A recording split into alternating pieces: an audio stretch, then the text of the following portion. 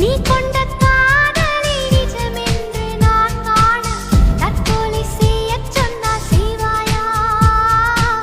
தப்பித்து நாடு தாண்டி செல்வாயா? இதயமலை ஏறி நெஞ்சென்ற பள்ளத்தில் குதித்து நான் சாக மாட்டேன்.